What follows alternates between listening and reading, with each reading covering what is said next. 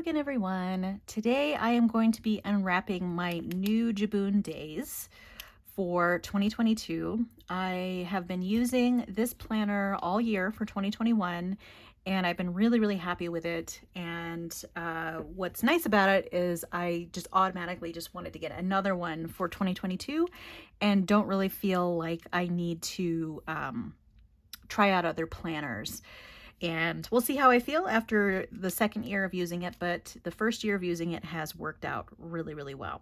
So I will look through here and see if there are any differences between the current year. I didn't see any in the advertising for this, but you never know, there might be some. I am also going to put a link to a prior video that I did of comparing the Jibun days with the I think it was the Jibun Biz, but the Biz has sort of the same outlay, is what I was going to say. Sort of has the same format as the other Jibun techos that they make. So I'll put a link to that video below so you can see that comparison to see if this might be something that you would want to consider for 2022. And if you do, get them fast because last year they sold out pretty quickly. I got mine from Jet Pens in the second restock. They do tend to have an early stock, which is where I got this one, and then they tend to restock at least once. So hopefully that will be the case again this year. So the biggest difference between the Jibun days, and this is actually for the second half, well, one of the biggest differences is that it comes in two booklets. So one is for the beginning of the year and one is for the second half of the year. And I kind of like this because then it keeps down the bulk in my everyday planner. So the only downside to that really is if you want to plan across months through the middle of the year, that might become a little bit unwieldy because you'd have to go back and forth. But this does handle that a little bit, and I'll show you how it does that. So this year I just got the gray cover. I'm actually not using the cover currently, so this is my current everyday carry B6 Slim. Oh, sorry, this is the B6 Slim size, but it also comes in an A5 Slim. I don't think that the A5 Slim was available last year, or at least it wasn't really on my radar, but this year they have an A5 Slim and a B6 Slim for the Days model, which from what I've seen is pretty similar. But anyway, I'm not using the cover currently. I just have the book itself in my current planner, and it looks like they've kept the colors the same of the interior booklet, at least for the second half of the year, which is going to make it a little confusing if I keep them. And then this one, what color is this one? I'm not going to take it out of the cover yet. So this is blue. Yeah, so that is the same color combo. So underneath here, there's another book for January through June, which is blue, but is 2022. And let me go ahead and take this little cover off here. Ugh, having hand problems today. Juggling things. All right, so that comes off, and then this is the cover. You can also put, which is kind of nice, you can also cut out your own paper to put in this little plastic cover, and so you're not beholden to the cover of the cover color that is in here, because it's just really a cardboard, a little piece of sort of sturdy paper here. But I got gray this year so that it could be a little bit neutral if I wanted to do that. This cover is nice because it has a front pocket and a back sideways pocket. So it's good for that extra storage if you do want to put it in your planner with the cover or just use it plain with the cover. But like I said, there's a lot of customization options because you can put whatever craft paper or whatever you want to put inside this cover. The other nice thing is that there's some card slots in here that you can store some things in here, and then the back cover has this little slit here where you could put like a stencil or something, and it also has a pen loop in the back. No pen loop in the front, just in the back. But you can take this booklet out pretty easily. And let's go ahead and do a flip. Ooh, I wonder if the paper is different. The paper does feel a little bit different. And let's see, I'm Yeah, so I'm comparing the thicknesses. So it's not, the thickness looks about the same. Also, I've been writing in this one and putting some things in there, so it's a little bit chunked up, but I don't super chunk up my planners. Let me see. I think it's probably the same. Okay, let's go ahead and, yes, it seems like it's the same paper, which they are saying is, I thought they said on here, maybe that was on the plastic cover. Where did I put that? Here. Yeah, so this is their Jibun thin paper, because I think they make it themselves. And it looks like that's what was also used last year. I find this really, really nice with fountain pens. There's not a lot of bleed through at all, if any. I found it works really nice. I tend to use fine fountain pen nibs in my planner currently. So, you know, you have the layout here. And with the fine nibs, I find that I can fit into these little squares pretty easily, although, you know, I don't necessarily always use them as a guide. So it looks like the colors are the same and the layout is the same. You get two little bookmarks here that are attached to the actual book itself. The second half also has that here. I really like the fact that there are two bookmarks, because then I mark the day and then I mark the month. I really would encourage you to look at that comparison video so that you can see the full layout of this, because I'm not going to go into any great detail, but basically you have a section here, which is most of the book, which is day by day. And what I like about these day by days, and what I've really appreciated this year, is, so up here you have a little spot for the weather, which I like to put on every day. And then here there's a little checklist where you can put your items for the day. So essentially I'm using this as a bullet journal and a calendar. So these pages have become my bullet journal for each day. And then you could put it on either side of the hours here, but I tend to put all of my hourly appointments that I have on this side, and then I put my tasks on this side, which is really, really useful.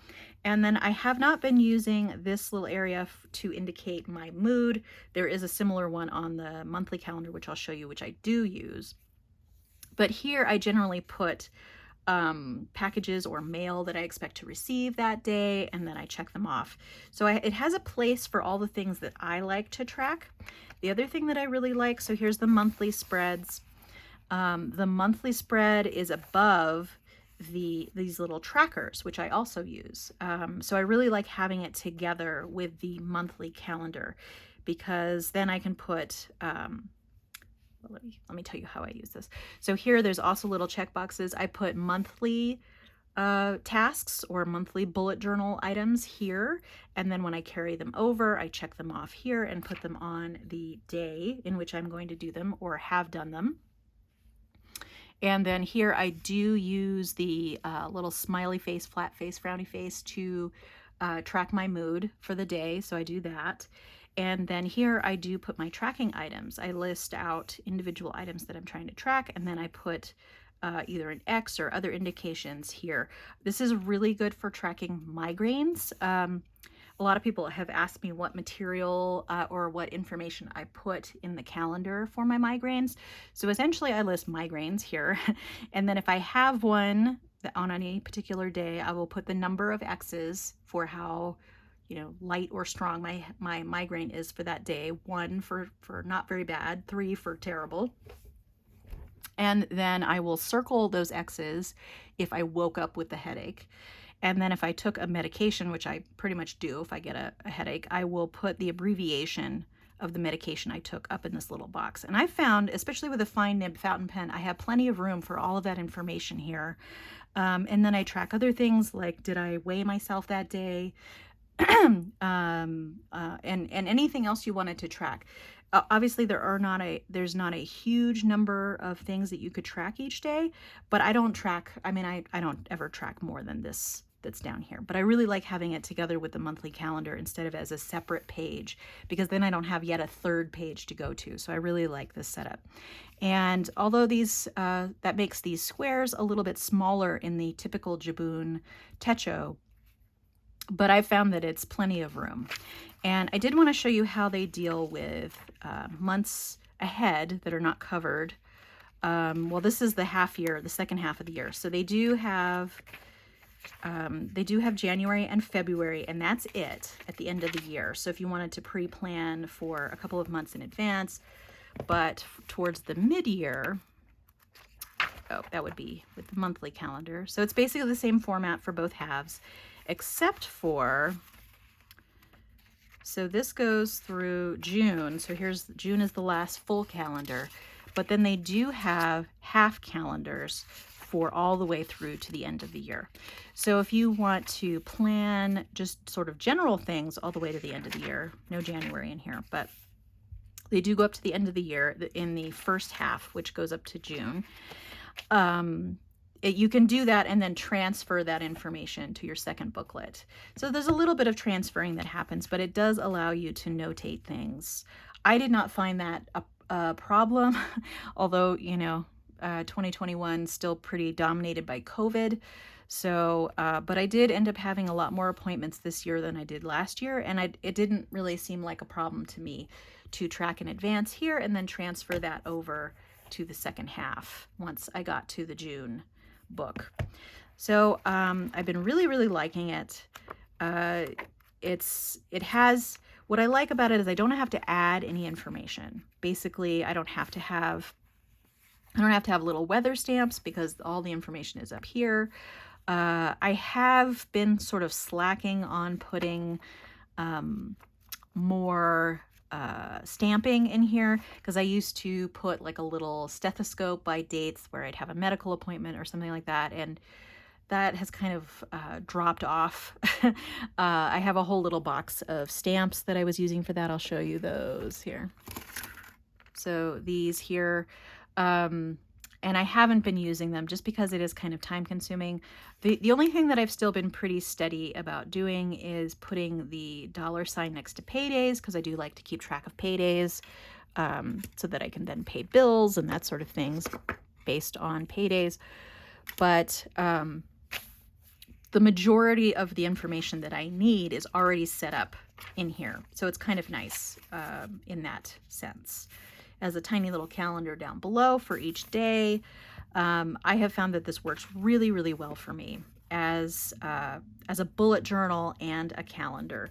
So what I used to have before is a separate bullet journal where every day I would basically follow the basic journaling bullet journaling method, and I would, you know, have a day and then I would list it out for the spread. It was very minimal. But now I only have a separate book for collections for bullet journaling, and that's what this book is, and I'll just transfer that over to whatever notebook or whatever cover I end up using. And then here is my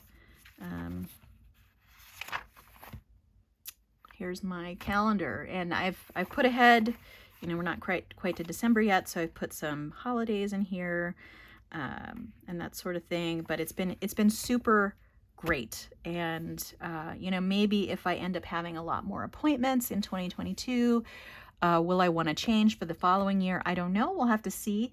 We'll have to see how 2022 ends up panning out. This year I ended up having to cancel a vacation, although, you know, for vacation planning, I really just put vacation in my calendar. So that's not really where I'm planning vacation, so I don't need that space. But it was easy to cross off. But anyway, that is how I am using the Jibun days, and I am going to be using it again for 2022. And I'll put in another plug for that video that I've put a link down below for that does a comparison of the Jibun days and the regular Jibun techo. In that case, it's the Jibun Biz, because that's what I had. But the Jibun Biz and the regular Jibun techo are fairly similar. So take a look at that if you want to see the differences and are considering one of those calendars for 2022. All right, well, that's all I had for you today. Feel free to subscribe to keep track of future videos on my channel. If you enjoyed this video, give it a like. I hope to see you next time, but in the meantime, have a great day. Thanks so much. Bye.